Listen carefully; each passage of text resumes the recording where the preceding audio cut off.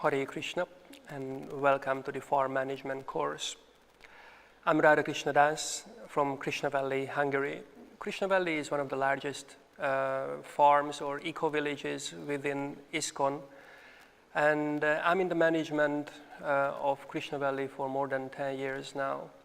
I was also involved in the intentional communities management for 3 years. That's the Global Eco-Village Network of Europe that consists of more than 2,500 intentional communities all around Europe, Africa, and the Middle East. So I had the good fortune to meet the brightest people who are trying to build communities.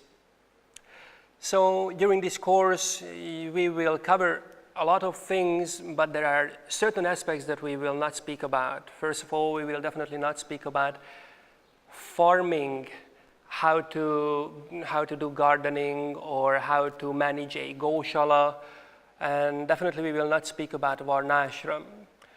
What we will try to cover is how to run, how to manage a farm community, and we will emphasize all the different aspects of it. We will speak about the social, the environmental, and the economic part of it. So this is what we will try to aim. We would like you to understand how a farm could be managed, well managed, what is a farm that Srila Prabhupada really wanted, and how we can develop our present farms. You will understand all the steps towards that. Hare Krishna. So in this first lecture, in this first class, we will speak about why do we need farm communities? Well, many devotees ask this question, and if we look at Srila Prabhupada's quotes and how he actually emphasized farm development, we can see that there are certain elements that Prabhupada really wanted us to do when he was speaking about developing farms. So first of all, Srila Prabhupada was speaking about simple living and high thinking when he was mentioning the farms. So for us, it's important to understand what simple living and high thinking would mean. And when we read Srila Prabhupada's books and we hear Prabhupada's discussions and read the quotes that Prabhupada said, then we can see that simple living means that we try to reduce our needs to the level that's necessary to maintain the body properly. At the same time, we try to focus much more on Krishna consciousness and on the Krishna conscious practices of our everyday life.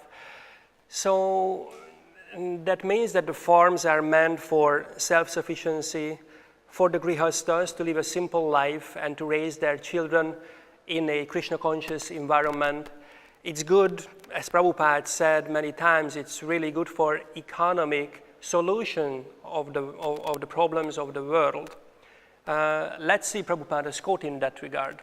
So Srila Prabhupada said in regards to the farms being an economic solution, so our program is to live there depending on agriculture and cow protection and agriculture. That should be the economic solution.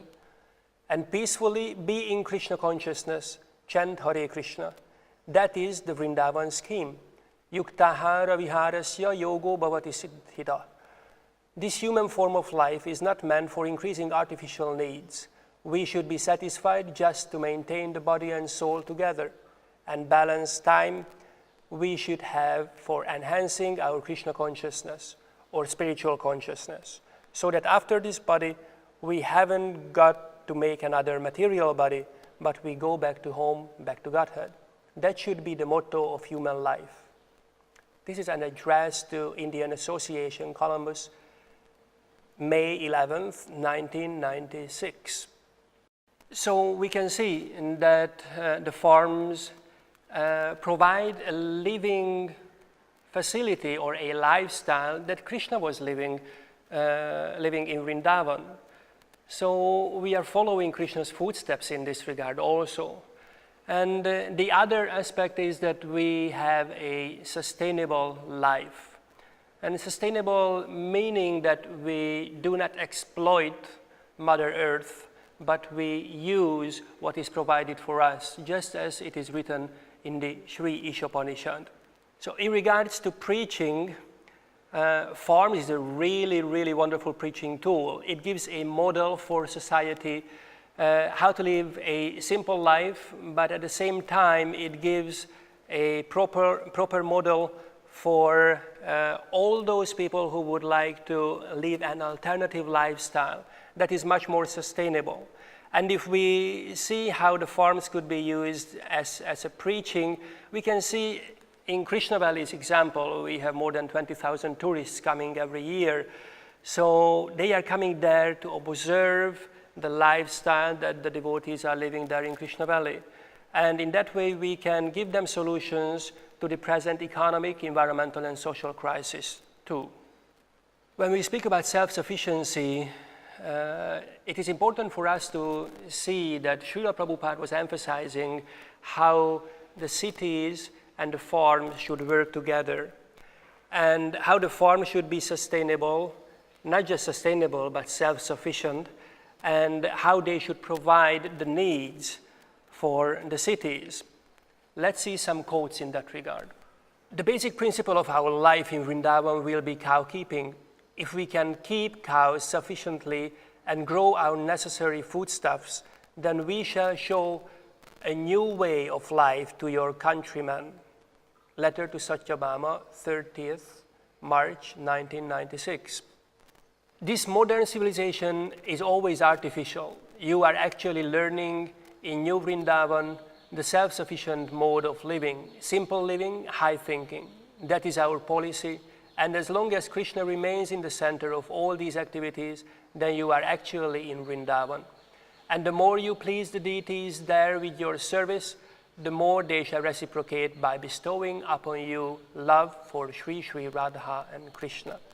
Letter to Hladini, Kolkata, 28th January 1973. Also, how it is an economic solution, Prabhupada was speaking about that. Our farm projects are an extremely important part of our movement. We must become self-sufficient by growing our own grains and producing our own milk. Then there will be no question of poverty. So develop these farm communities as far as possible. They should be developed as an ideal society depending on natural products, not industry.